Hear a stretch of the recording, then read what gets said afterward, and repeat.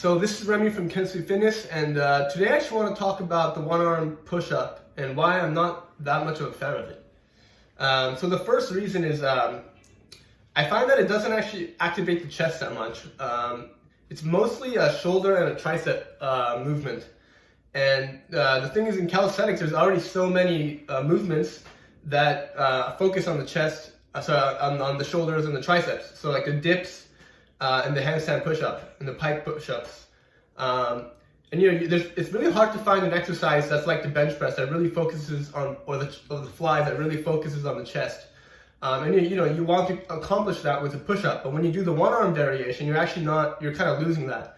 So it's just a shoulder and a tricep exercise, and you already have plenty of that. So that's the first reason. The second reason is it's just the stabilization factor is it's just really uncomfortable. I feel like my spine is just getting twisted, and it's similar to like the back lever or like the human flag. Like, it's cool to show in photos on Instagram, in some promo videos, but I personally don't really like doing those exercises that much. And I think a lot of people would agree that like the back lever is not something you do that often. You do the front lever. Front levers are awesome, but the back lever is just kind of this awkward position that you can take a photo with, but you're not going to do all the time. Another one is just the fact that you're only doing one arm at a time, so you kind of have to do both sides. So you're doing double the work. It takes longer, right? Another reason is just the rep range and the progressive overload factor.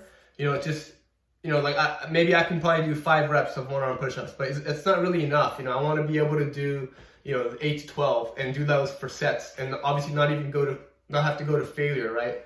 Whereas one-arm push-ups, I think another thing about the one-arm push-ups is because of all that stabilization that's required in the core and etc. It really burns your CNS, your central nervous system.